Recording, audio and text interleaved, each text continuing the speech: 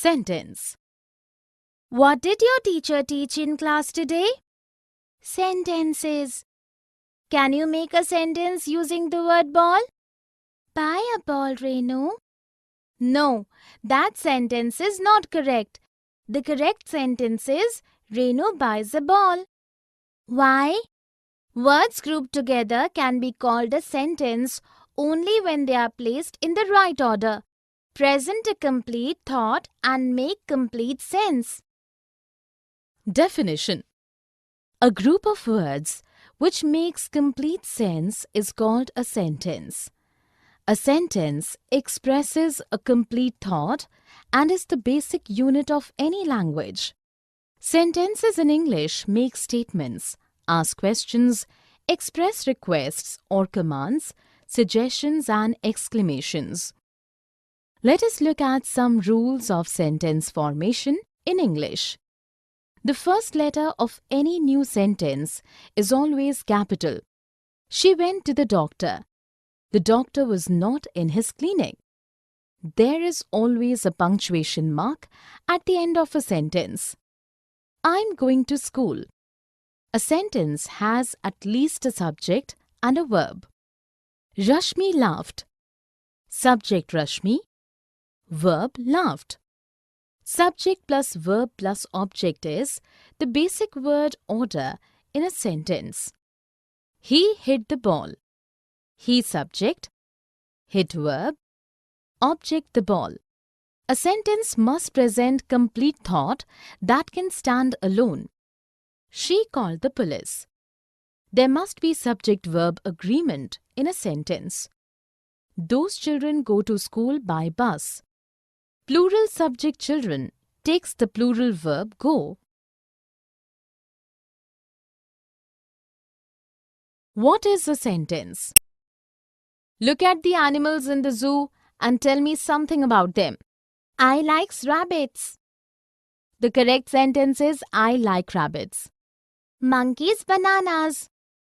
That is not a complete sentence, since it does not make sense. A sentence must contain a verb. The correct sentence is monkeys are eating bananas. Definition.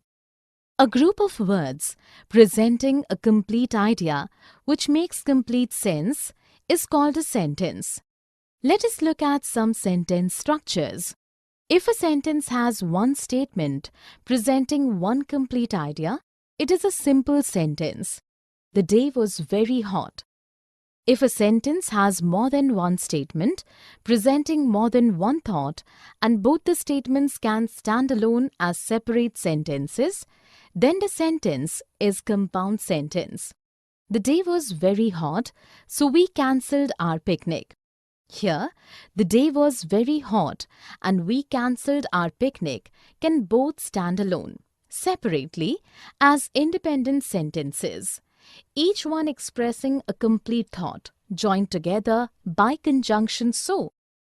If a sentence contains two statements, each presenting a different thought, but only one of these statements can stand alone separately as an independent sentence, it is called a complex sentence. If it is a hot day, we will cancel our picnic. Here, we will cancel our picnic presents a complete thought and can stand alone as a separate sentence. But the second thought, if it is a hot day, cannot stand separately as an independent sentence.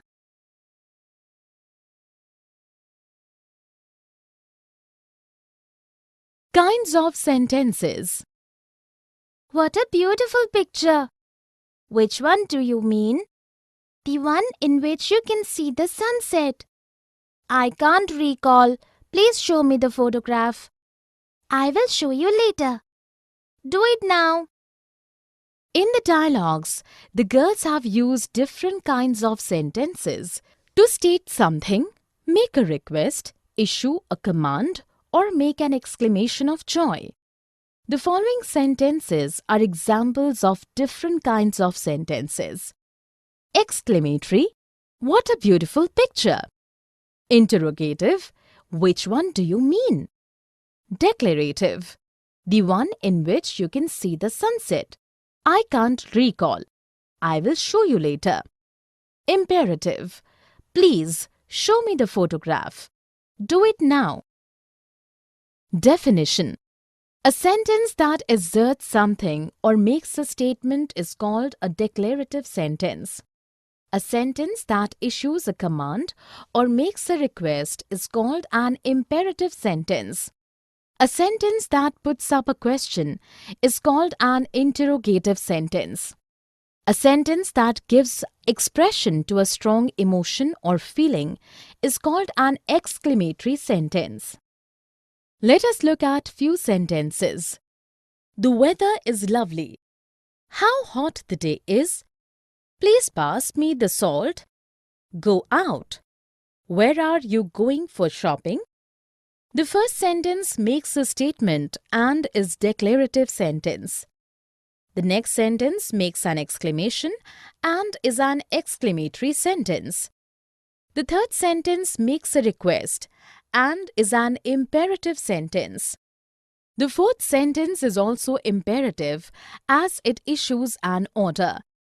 The last sentence is interrogative as it asks a question. Here are few more examples of 4 kinds of sentences. Declarative. Ritu is an intelligent girl. Imperative. Stop talking. Interrogative. How will you go home? Exclamatory. What a wonderful surprise!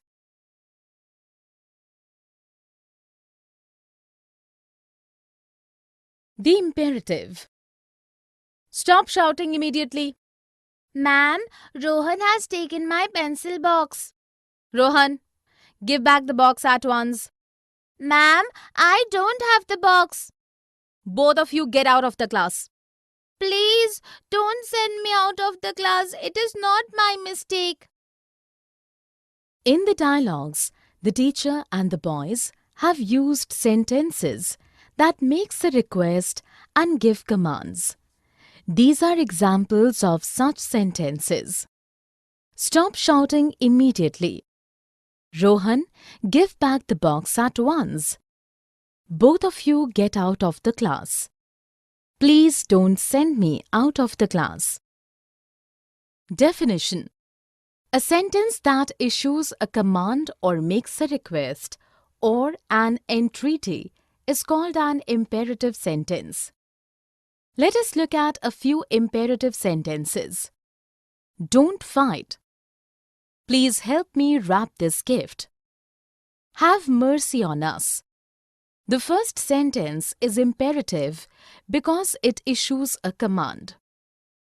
The second sentence makes a request and so is imperative. The last sentence is an entreaty and so an imperative sentence. Here are examples of some imperative sentences. Leave the room. Have some respect for elders. Please do come for my wedding. The subject and the object. Someone is calling you. I'm reading a book. Someone is ringing the doorbell. You open it. I'm doing my homework. Mother has opened the door. In the dialogues, the boys have used sentences that have a doer of the action happening and also a receiver of the action. These are examples of subject and object in the conversation. Someone, subject. You, object. I, subject. A book, object. Someone, subject. The doorbell, object. You, subject. It, object. I, subject. My homework, object. Mother, subject. The door, object. Definition. A noun or a pronoun performing the action in a sentence is called the subject of the sentence. The subject can be determined by asking who or what. A noun or a pronoun receiving the action performed by the subject in a sentence is referred to as the object of the sentence. The object is determined by questioning what the subject did or to whom and also for whom. Let us look at a few sentences. Simi picked up the bag. Jay warned him. Manu hit the ball. In the first sentence, Simi is the doer of the action and the subject, while the bag received the action and is the object. The next sentence, Jay is the subject as he is the doer of the action and the object is him, being the receiver of the action. In the third sentence, Manu is the subject since he performed the action and the ball is the object since it received the action. Here are some more examples of subject and object. Vicky was driving the car. Subject, Vicky. Object, the car. Kittu smiled at her friend. Subject, Kittu. Her friend, object. Vani is eating an ice cream. Subject, Vani. Object, an ice cream. Direct and indirect objects. I want an ice cream. I will buy you an ice cream. I will take a chocolate cone. We will take one for Raghav also. I'm holding a book. You can carry it for him. I will hold it. In the dialogues, the boys have used sentences in which there is a direct receiver of the action performed by the subject and also another person involved in the action. Here are some examples of sentences with direct objectives. I want an ice cream. I will take a chocolate cone. I'm holding a book. I will hold it. Here are some examples of sentences with both direct and indirect objects. I will buy you an ice cream. We will take one for Raghav also. You can carry it for him. Definition. A direct object is a direct receiver of the action performed by the subject in a sentence. It is the answer to the question, what or whom. An indirect object does not receive the action of the subject directly but is involved in the action in some manner. It is the answer to the question, to whom, for what. A sentence with an indirect object must also have a direct object. Let us look at a few sentences. Zeenat caught the ball. Harmeet is buying a new dress for his sister. Purvi gifted a phone to Kamna. In the first sentence, the ball is the direct object since it is the direct receiver of the action performed by the subject Zeenat. In the next sentence, a new dress is the direct object of the verb and his sister is the indirect object as it answers the question for whom. In the third sentence, a phone is the direct object as it answers the question what and Kamna is the indirect object as it answers the question for whom. Here are few more examples of direct and indirect objects. Dheeraj won the race. Akash will write a letter to his teacher.